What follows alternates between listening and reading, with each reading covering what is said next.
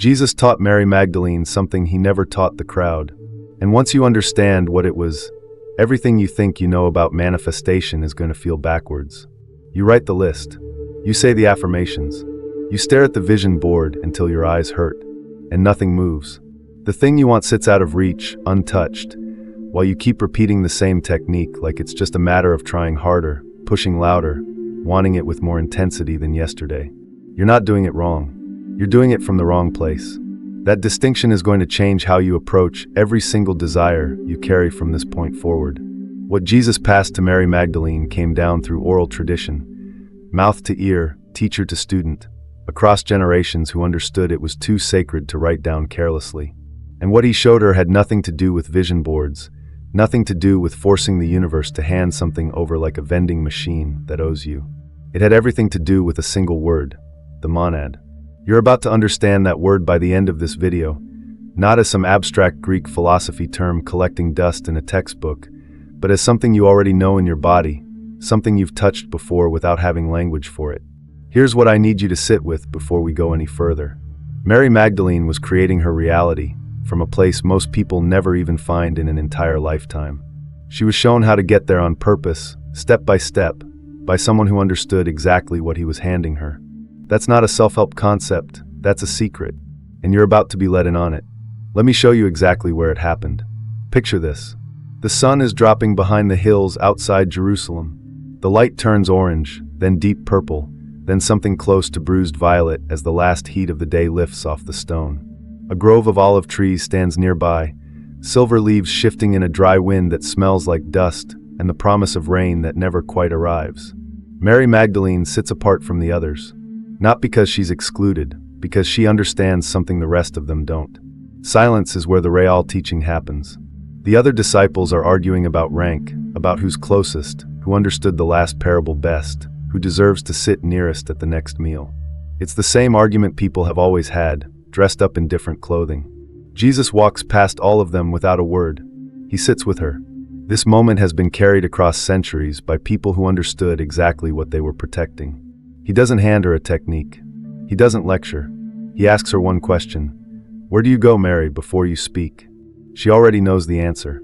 It lives underneath words, underneath desire, underneath even prayer itself. It's the place you go before the sentence forms, before the wanting takes shape, before the mind starts building a case for why you deserve something. That moment is the hinge of this entire teaching. Jesus spent his life pointing past the visible world with parables and riddles, forcing people to look twice at things they thought they already understood. Mary Magdalene is the one figure in these accounts who already lived in the space he kept pointing toward. That's not a coincidence. That's the qualification. You don't hand the deepest teaching to the person still arguing about rank. You hand it to the one who's already sitting in silence when you arrive. The mystics gave that space a name centuries ago, the monad. And once you understand what that word actually means, this whole story stops being ancient history and starts being a mirror, because the same silence Mary Magdalene sat inside that evening is available to you right now, in whatever room you're sitting in as you watch this. So let's define this term right now, because you don't need a philosophy degree to use it. You just need to slow down for a second. You've tried to manifest something before.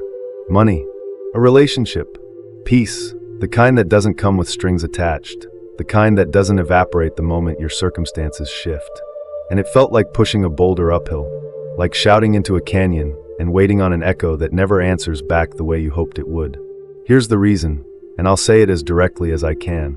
Most manifestation practice today runs entirely on ego. It starts from lack. I don't have this, so I will build pressure until I force it into existence. That's not creation.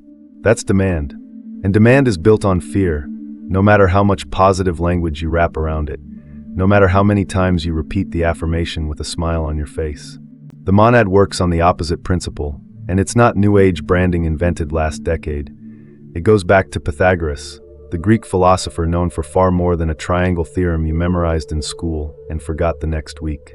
He described the monad as the singular, undivided source behind all number, all form, all being. Before two existed, before multiplicity existed, before separation of any kind, there was the one. Whole, complete, lacking nothing at all. That's the part that changes everything for you. The monad doesn't want anything. The monad simply is. Everything that exists pours outward from that fullness. Not because something is missing, but because fullness overflows by nature. The same way a river doesn't strain to reach the sea. It just moves because moving is what fullness does. Jesus wasn't teaching Mary Magdalene to summon things through willpower or repetition. He was showing her how to return to the place before wanting even starts, and let creation move through her from there, unforced, the way breath moves through you without your permission. That's the entire shift, stated plainly. Ego creates through force. The monad creates through overflow. And that difference is exactly why some people manifest things that collapse within weeks. A relationship built on desperation, money that disappears as fast as it arrived, while other people's lives quietly and steadily fall into place without a single ounce of straining, like they're simply remembering something rather than building it from nothing. I'll tell you plainly what I believe. Almost every manifestation failure you've ever experienced traces back to this one confusion.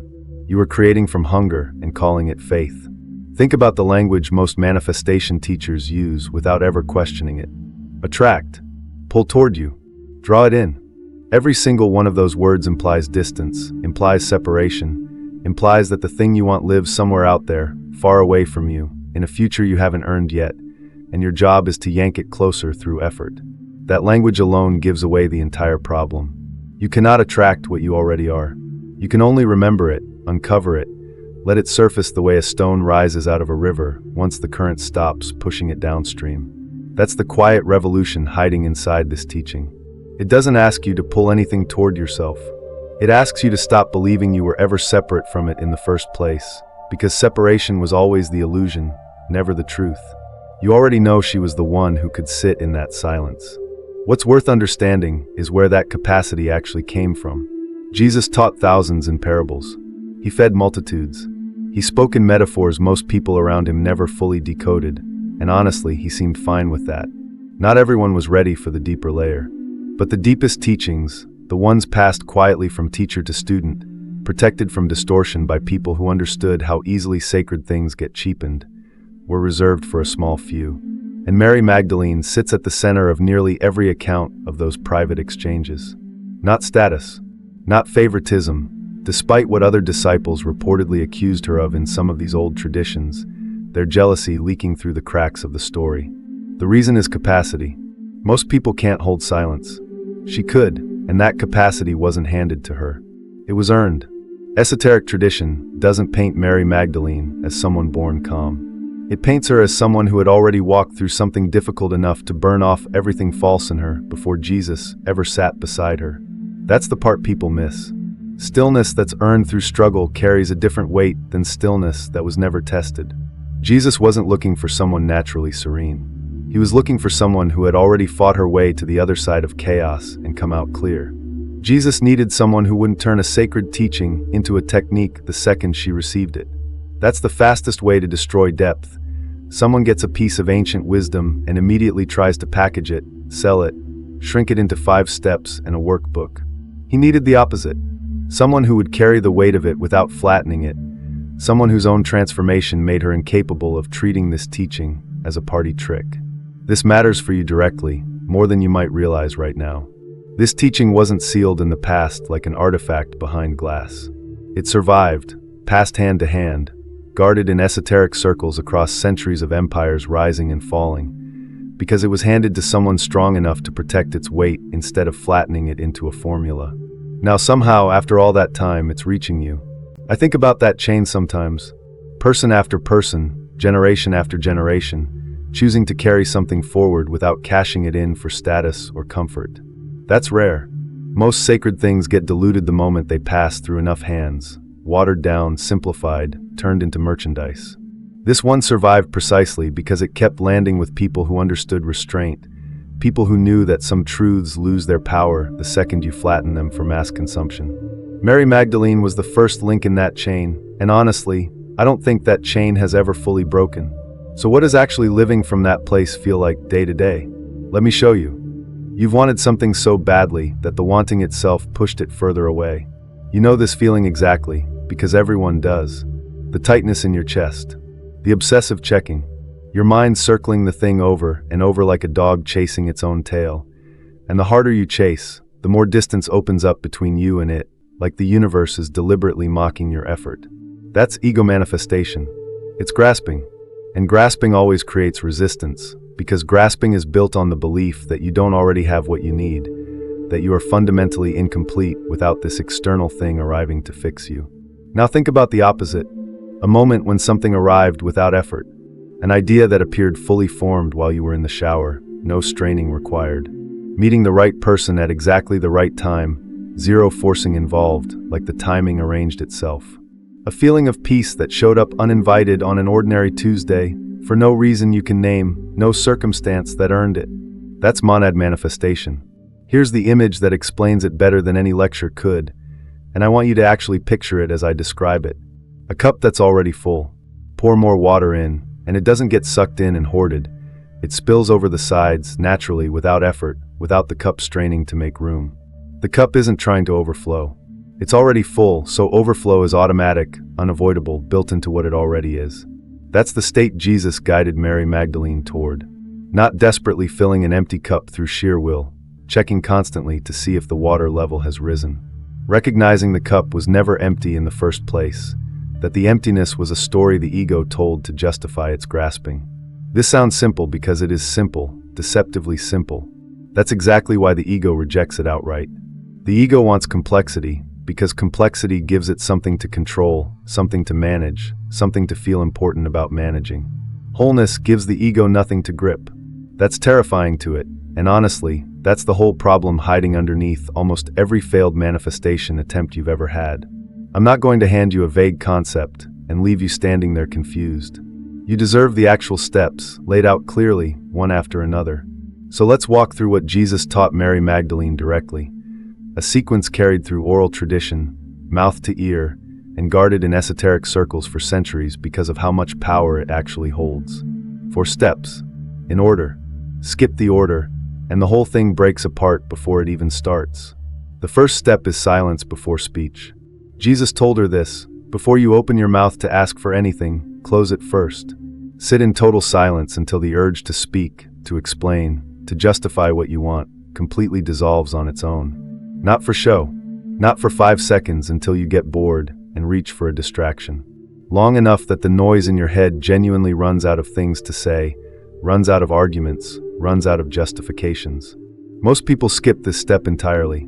They go straight to asking, straight to demanding, straight to bargaining. That's ego, jumping the line, trying to shortcut its way to the front of a process it doesn't actually understand. Jesus wasn't interested in shortcuts. He was interested in the ground underneath the request, because he knew the ground determines everything that grows from it. Once the noise settles, the second step begins, stillness before desire. Notice the desire itself before you chase it. Don't act on it yet. Don't plan around it yet. Just observe it, the way you'd watch a cloud pass overhead without trying to grab it out of the sky and pull it down to you. This is the step that separates real practice from every manifestation technique you've tried before. Most methods tell you to amplify the desire, feel it harder, visualize it bigger, pump more emotional intensity into it until you're practically vibrating. Jesus taught the reverse. Let the desire sit there, untouched, observed but not fed, until it stops gripping you by the throat. Only then does it stop coming from lack. I've tested this myself, and I'll tell you straight, it's uncomfortable at first, genuinely uncomfortable. Sitting with a desire and refusing to chase it feels like leaving money on the table, like you're wasting an opportunity that's slipping away while you sit there doing nothing. It isn't wasted. It's removing the ego's fingerprints from the request, one layer at a time. That brings us to the third step, and this is where the teaching gets specific and practical: presence before request. Only after silence and stillness does Jesus tell her to bring her attention fully into the present moment. Not the future she wants, not the past that created the sense of lack in the first place. Just this exact second, exactly as it is, nothing added and nothing missing. From that place, and only from that place, she states what she wants. Not begging for it, not visualizing herself getting it years from now, while anxious about the wait. She states it simply once, from a place of wholeness rather than hunger. The difference in tone is everything, and you can feel it the moment you try both versions for yourself. One version says, "I need this to become okay, because right now I am not okay without it." The other says, "This is already moving toward me, and I am already whole regardless of when it arrives." And then comes the final instruction, the hardest one by far, harder than the first three combined. Release the grip. After stating the desire from presence, she lets it go completely. No checking, no tracking, no circling back to it every hour to see if it's working yet, no refreshing your mental inbox waiting for confirmation. Jesus compared this to planting a seed and walking away from the field. You don't dig it up daily to check the roots, because digging it up daily is exactly what kills it. You trust the ground is doing its work while you're not watching, while your attention is somewhere else entirely, living your life instead of monitoring it. Think about how strange this actually is compared to everything you've been told. You've been taught that focus equals power, that the more attention you pour onto a goal, the faster it arrives. This teaching says the opposite. Attention, when it curdles into obsession, becomes the very thing that blocks the outcome. The farmer who trusts the season doesn't outperform the farmer who digs up the field every night out of anxiety. The anxious farmer simply destroys the crop before it ever gets the chance to grow. That's the sequence. Silence, stillness, presence, release. For steps, and every single one of them strips away another layer of ego control until what's left underneath is something closer to your actual nature. I'll be honest with you, this is not a technique you master once and move past forever. I still catch myself skipping straight to step 3, demanding instead of stating, checking instead of releasing, falling right back into old patterns without even noticing at first. The ego doesn't get quiet through effort alone. It gets quiet through repetition, through practicing this sequence again and again until stillness becomes your default instead of your exception, until it's simply how you move through a day instead of something you have to remember to do. Jesus didn't give Mary Magdalene a spell. He gave her a discipline, something to return to for the rest of her life. And that discipline is exactly what's sitting in front of you right now, waiting for you to actually use it instead of just understanding it intellectually and moving on to the next video. Now, I want to be honest with you about something before we go further, because I don't want to sell you a fantasy. This path is harder than the ego manifestation path. Much harder. Say that clearly to yourself before you go any further. Ego manifestation gives you something to do. A checklist, a ritual, a sense of control you can point to and say, "Look, I'm taking action." Even when it fails, you feel like you did something. That feeling of control is addictive, even when it's an illusion built entirely on sand. Monad manifestation demands you release the wheel entirely, hand over control to something you can't measure, can't prove, can't point to with confidence. That's terrifying for most people, myself included, on plenty of days when I'd rather grip tighter than trust the process. The ego doesn't just resist this teaching, it fights it directly, actively, with everything it has. Its entire identity is built on being in charge, steering, taking credit when things go well, and assigning blame when they don't. The monad needs no one in charge, because wholeness was never missing anything to begin with, and that absence of a driver's seat is exactly what the ego cannot tolerate. This is exactly why most people quit spiritual practice the moment it stops delivering quick, visible results. They want the shortcut, the hack, the 5-minute morning routine that magically fixes a decade of scarcity thinking. They want to keep the ego in the driver's seat while borrowing spiritual language to make the driving feel sacred and justified. Real transformation doesn't work that way, and I think you already sense that if you're honest with yourself. Jesus modeled it through years of quiet withdrawal and discipline. Mary Magdalene embodied it, carrying the discipline forward through generations who quietly protected it against people who would have twisted it into something transactional. It asks everything of you, not your effort, your grip. Releasing a grip you've held your entire life is one of the hardest things a person will ever do. No one gets to skip that part, no matter how badly you want to. I won't pretend this is comfortable. There will be days where letting go feels indistinguishable from giving up, where stillness feels like laziness dressed up in spiritual clothing, where every instinct in your body screams that you should be doing more, pushing harder, checking again. That instinct is the ego defending its territory. It has held the driver's seat your entire life, and it is not going to hand over the keys quietly just because you read a good teaching once. Expect resistance. Expect the old patterns to come roaring back on your worst days. That's not failure. That's simply what it looks like when something that old finally gets challenged. So let's bring this all the way back to you, because that's really why this video exists. You didn't stumble onto this by accident. Something in you already knows the manifestation content you've consumed for years is missing something essential, something underneath all the techniques. You're tired of forcing, tired of gripping, tired of watching the vision board collect dust in the corner, while your actual life stays frozen exactly where it was a year ago. You have access to the exact place Mary Magdalene sat in that evening light outside Jerusalem. Not because you're specially chosen, not because you've earned some spiritual rank, because that fullness was never reserved for a select few to begin with. It belongs to anyone quiet enough to notice it was already there, underneath all the noise you've been mistaking for your actual self. You don't need permission to return to it. You don't need someone physically beside you guiding you into stillness, whispering the right question at the right moment. You have something more direct available to you right now, the choice, in this exact second, to stop grasping for one breath. Just one single breath. That's where it starts. Not a dramatic spiritual awakening with lightning and revelation. One breath where you stop forcing your life into shape and remember you were never as empty as the ego convinced you that you were, not for a single day of your life. This teaching survived by being guarded across centuries, by people who understood exactly what would happen if it fell into careless hands, because people like you would eventually need it. Not the version of you chasing, straining, forcing, checking the mailbox for proof it's working. The version underneath all that, already whole, already full, already overflowing, waiting patiently for you to stop long enough to notice. I don't say any of this to make you feel behind, like you've wasted years chasing the wrong method. You haven't wasted anything. Every technique that failed you was simply preparing you to recognize this one when it finally arrived. You had to feel the exhaustion of grasping before stillness could mean anything to you. That exhaustion isn't a setback. It's the exact doorway you needed to walk through to get here, to this video, at this moment, ready to hear something different. So here's the seed to carry with you after this video ends. Stop asking, how do I manifest this thing I want? Start asking a completely different question instead. What would it feel like to already be full right now, exactly as I am, with nothing added and nothing missing? Sit with that question tonight, in the quiet, before sleep takes you. Don't force an answer out of it.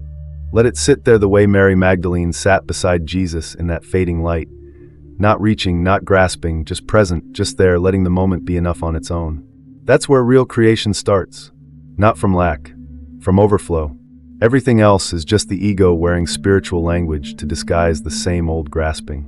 The monad has been waiting for you this whole time, patient in a way the ego never could be, never rushing you, never demanding proof that you're ready. You just had to stop shouting long enough to hear it. Now, before you leave, let me be honest with you. YouTube has cut off monetization from this channel. Fully. Officially. I'm not going to water down what I say to earn it back. I won't dim the message to keep advertisers comfortable. They were never at ease with this truth to begin with. If anything, I am going deeper. But I cannot sustain this mission on my own. I need your support to keep it alive. If something in this video genuinely landed for you, if it cracked something open even slightly, follow the link in the description, also in the pinned comment, and join me on Patreon. The moment you are inside, you'll find raw and censored member-only teachings, exclusive audio sessions, and the esoteric material they won't allow me to share here. Most people scroll on, forget this in an hour. You will not.